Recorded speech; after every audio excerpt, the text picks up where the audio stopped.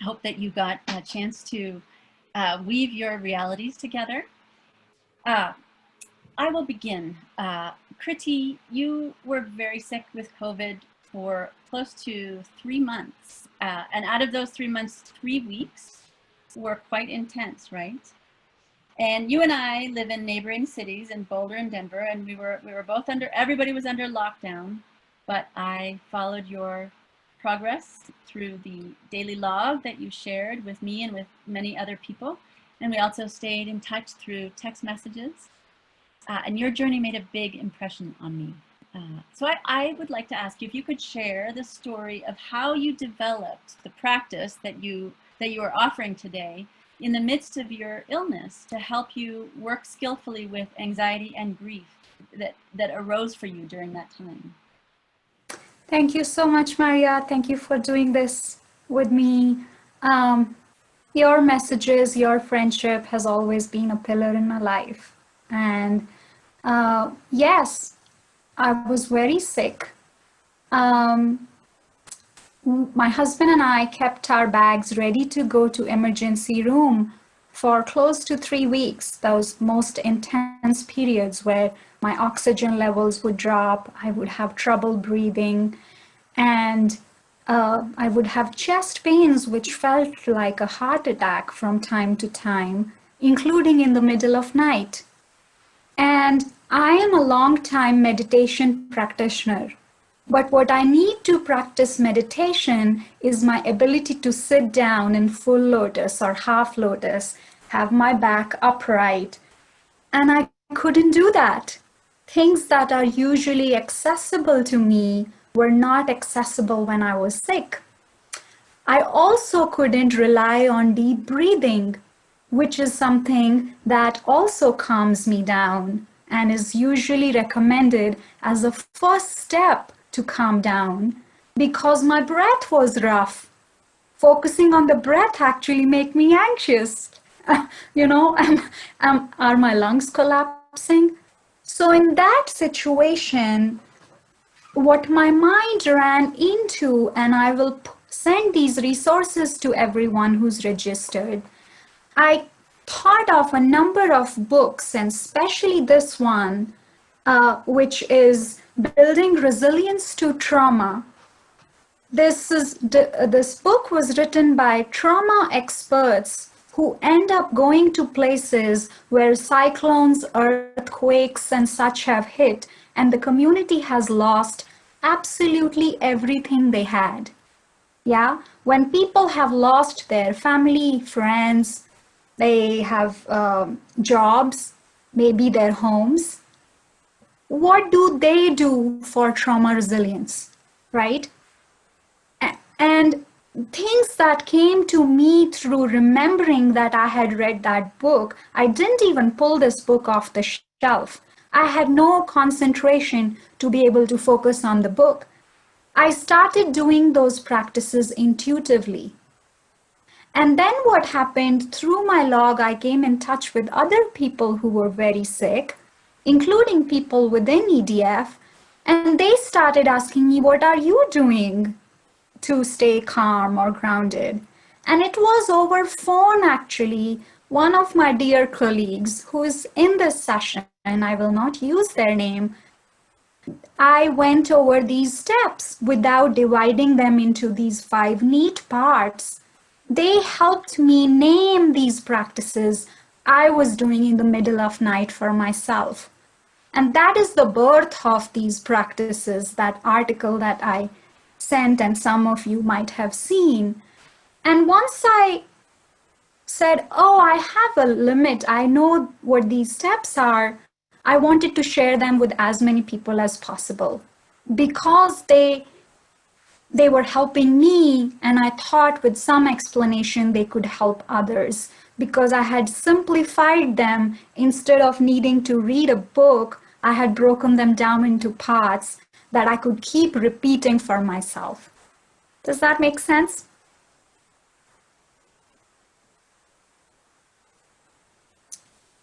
You were on mute, Maria. I'm seeing yes and nodding and eye contact. I feel people are following closely.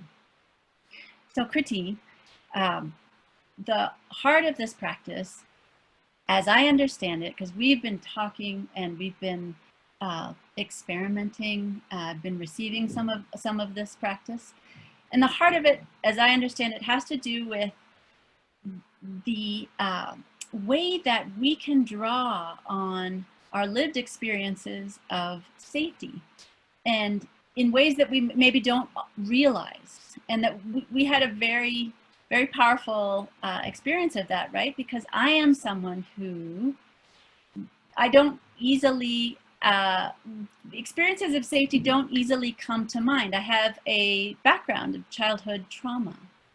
So Kritee, I invite you to take us into the practice now, wherever you think is the right place to start, and we can share and model. You know, I'm ready to follow. Let's do that. I think the heart of this is to try it on, because unless we try it, we wouldn't know where we are getting stuck. So my invitation to everyone right now, the first step is to ground ourselves a little bit and do what is called grounding and tracking, right? And then I will continue into asking Maria, because she's in dialogue with me, to access a safe image, and that invitation applies to everyone. And in the middle of my going on with the safe image, I will ask Maria to tell me what if she's experiencing any difficulty in accessing the safe image. Is that okay, Maria? Yeah. So we will do this as a live experiment. The first invitation to you is, if you feel uncomfortable in any way or want to try these practices with your video off, it will be totally fine. Sometimes when we are trying something new on, we can focus on the instruction, the guided part of it better if our videos are off. So please feel absolutely free to do that. And then come into a relaxed posture. You can even lie down. Yeah, you can rest your back. In fact, it might be better if you rest your back against a wall, or your back feels supported by a chair, the bottom and the back, both bottom of your body and the back. Yeah, and close your eyes unless you feel that brings up hard memories. Close your eyes. Lovely.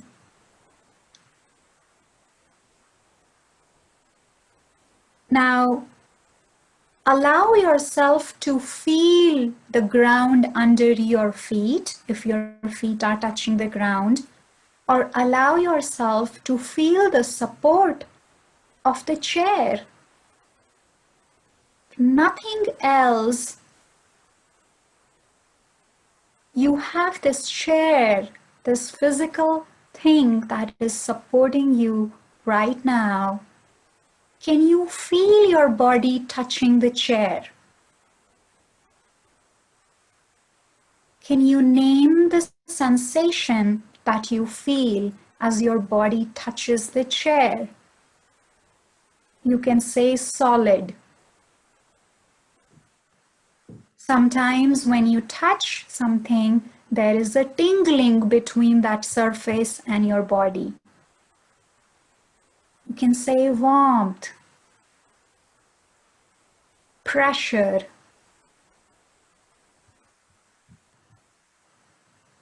Yeah? You do it for a few seconds. Feel the solidity that your back feels, that your bottom feels, that your feet feel.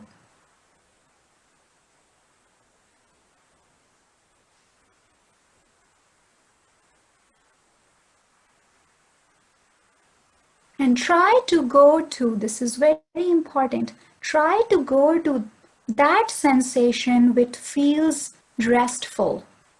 So From my lived experience right now, one of my legs is tingling, but the other one is solidly rested. The idea is to focus on that part of the body and that sensation which is pleasant or neutral, but not which is hard. Does that make sense, Maria? If you can nod your head gently, thank you. And now try to bring your attention to your breathing. Can you feel your breath anywhere in your body? Yeah? As I take the in-breath, my chest rises. If you feel like, you can keep your own hands on your chest.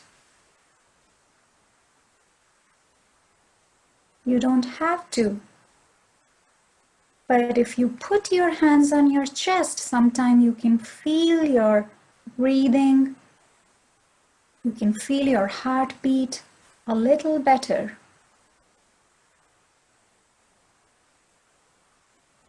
And once again, you can feel a number of things right now. Your hands might be hot or cold. There might be temperature difference between your hands and your chest. You can feel your heartbeat. You can say, oh my God, my heart is beating really fast. Or if you have trouble breathing right now, you can feel your breath and maybe anxiety comes up. Once again, focus on that sensation that feels calm, neutral, or pleasant.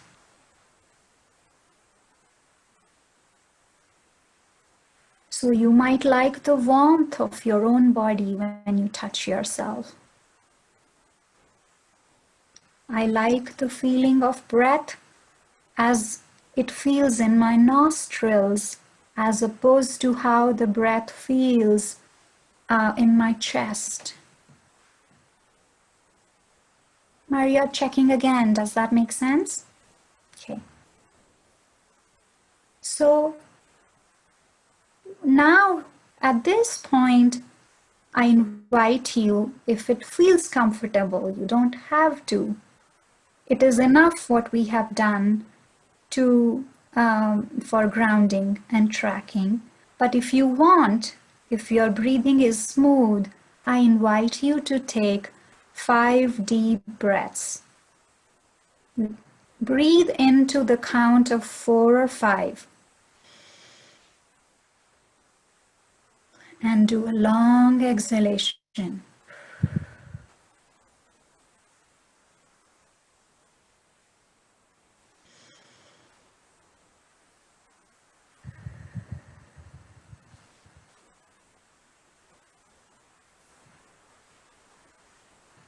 And extending the out breath, the exhalation, making your out breath longer is better.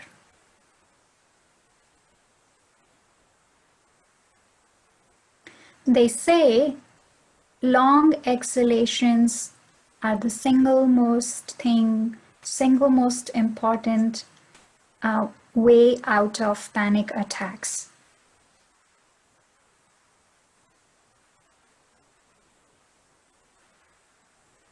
So long exhalations.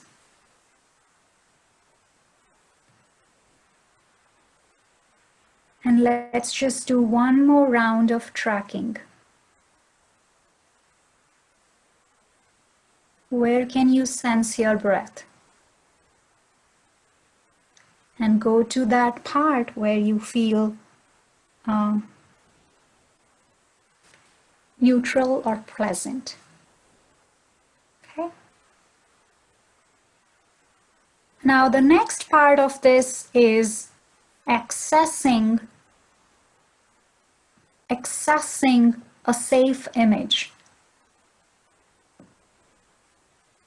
And a safe image doesn't have to be something we have in reality lived through. It can be lived experience, or it can be something which we imagine. It could be a pet, memories of a pet. It could be a grandparent-like image from movies. It can be our skills or hobbies, our spiritual beliefs that calm us.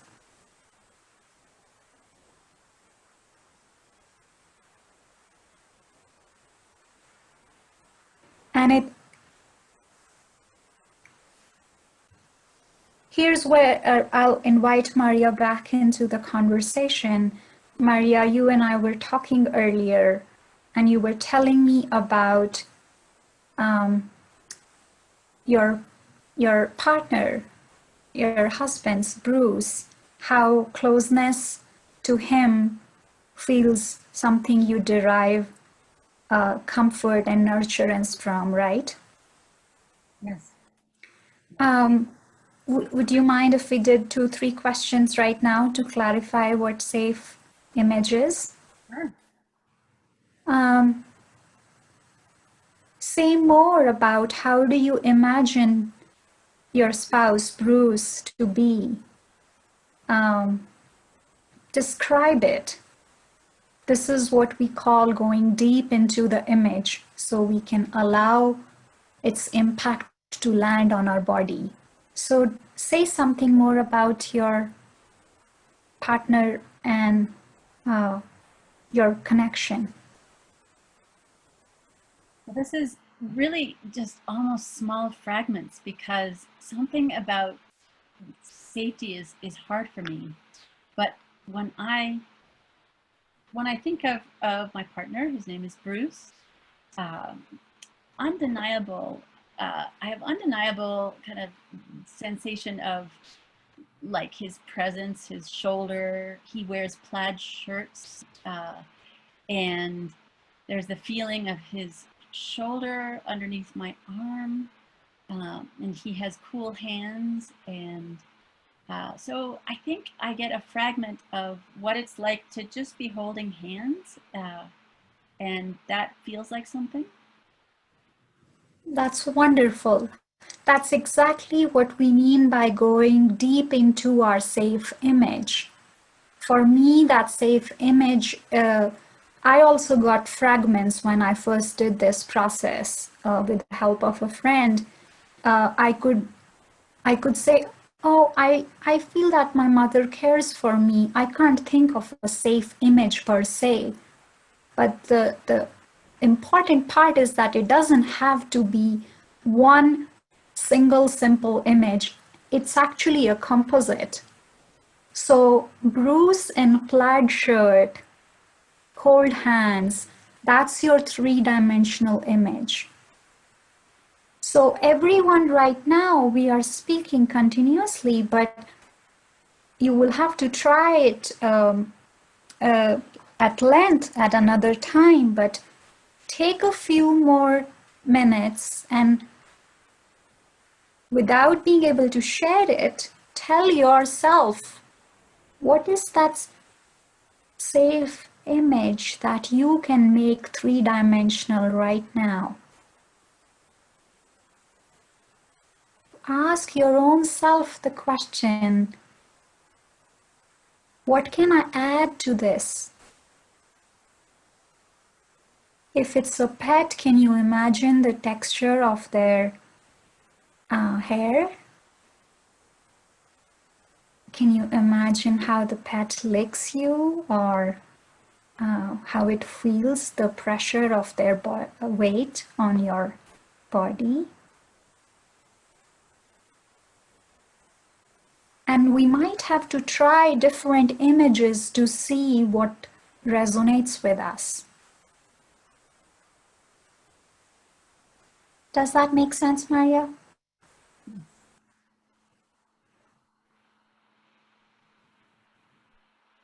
You can evoke smells. Smell is very important for me. I could go deep into my memory so much that I could imagine the smell of cumin and mint that my mother uses, right? So the idea is to make it as vivid as we can. And if there is anyone in the audience who cannot access a safe memory right now, that's totally fine. We go back to grounding and tracking. Keep going back to sensations in your body that feel neutral or pleasant. We always have them, no matter what. This is crucial. No matter what is happening, there is something in our body which is at rest. Absolutely crucial. It sounds like you're saying that I can build safety just from noticing the parts of, of what I'm feeling in my body that feel neutral. Absolutely. Absolutely. Very crucial. Thank you, Maria. The safe image is a way to enhance that experience of safety within our body. It just accelerates that process. So what we are doing is mindfulness meditation in some way, but we are accelerating the process of us feeling safety by introducing a safe image in the process. When I was sick, I had trouble with my own body sensations because I felt everything is anxious. All parts of my body are trembling, right? For me, being able to access image of a human being in my life who cared for me unconditionally, even though they are not physically with me, making that image vivid allowed my body parts to calm down. And then it's very important for me to see that I have calmed down, because that gives me empowerment. Otherwise, I'm alone and anxious. Yeah.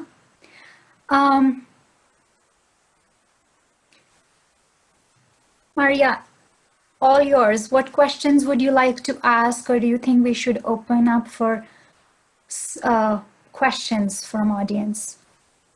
I think it's very valuable, Kritee, when you share about your experiences of what was challenging. And that's what gave me the confidence to keep looking, because when we first tried this, I told you, I can't find anything safe. It's just not there. And listening to you now, I feel like, oh, it's not all or nothing. It's starting small and being patient with noticing the differences in what you're feeling now, and then maybe the fragments will come. So I think that's very helpful, and it may be that other people have questions about those aspects or any other aspect of the practice.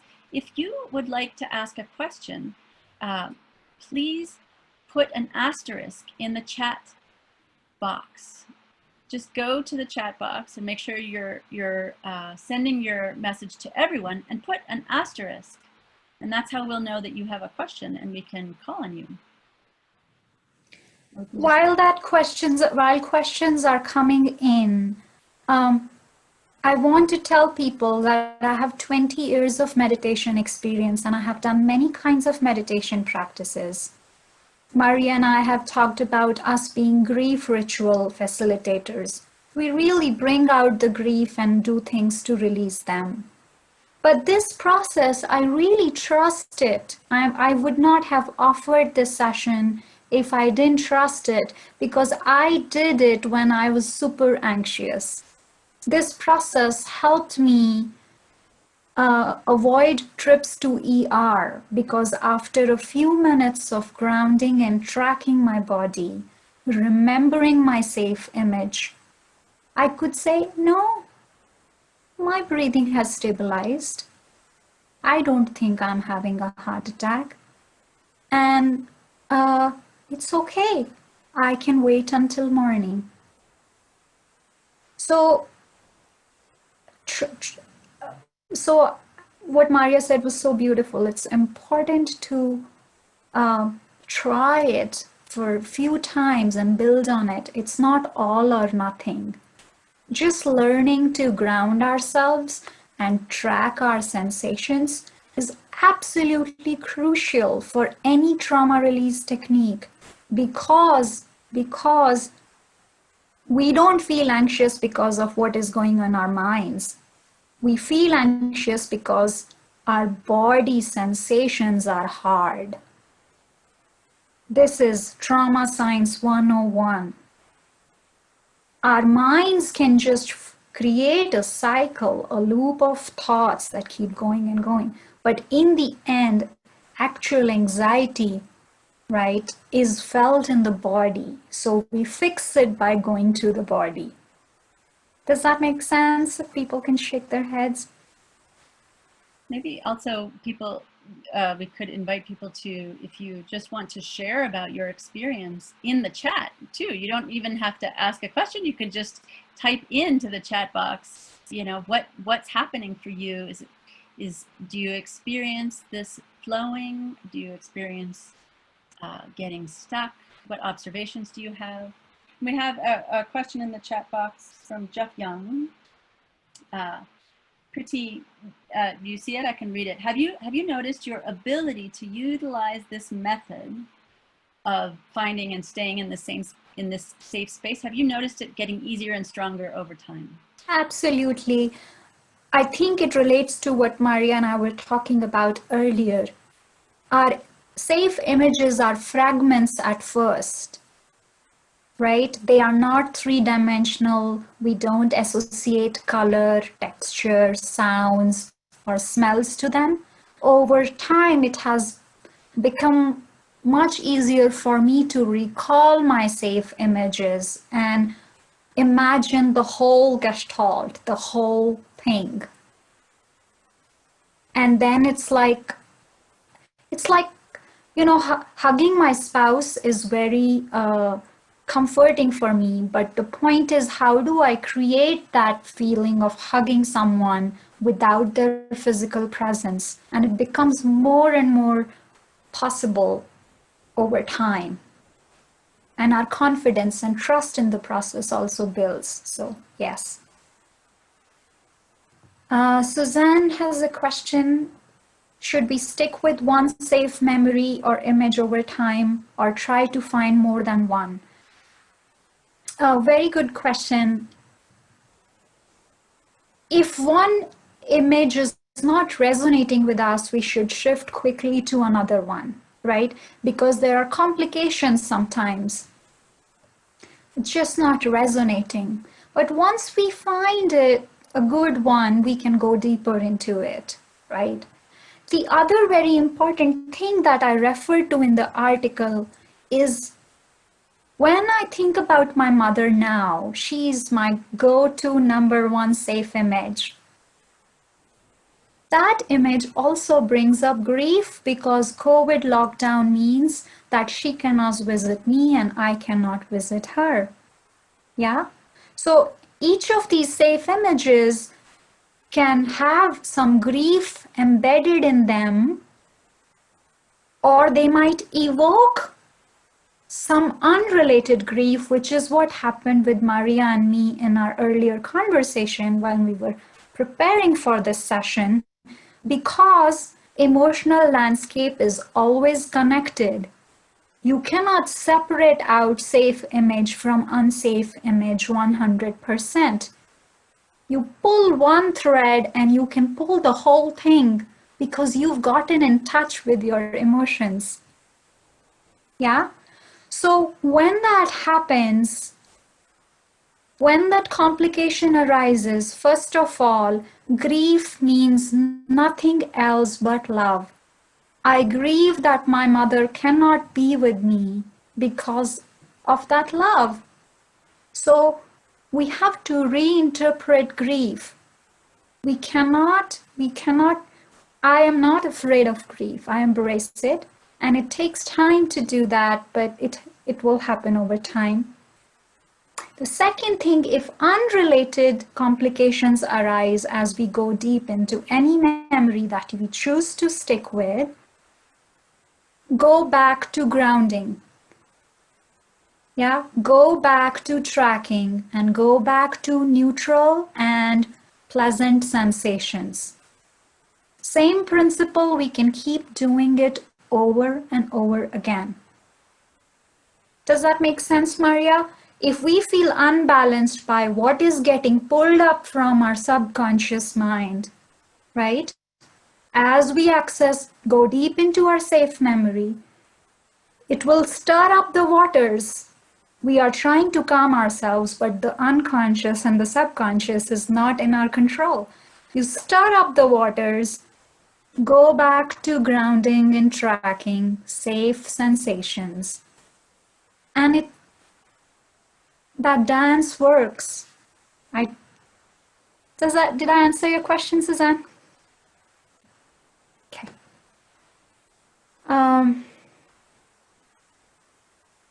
It is okay to fall asleep if we have been worried and stressed out the whole day. Anytime we do grounding, many people fall asleep. No worries. Good. You needed that.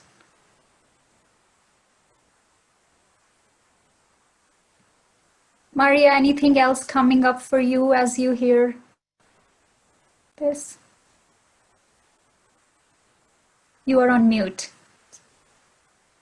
I think for me, one of the most helpful pieces is that it's almost about noticing the difference that you can make in your own body, and noticing that, you know, when you sat down with your anxiety, there were difficult sensations going on.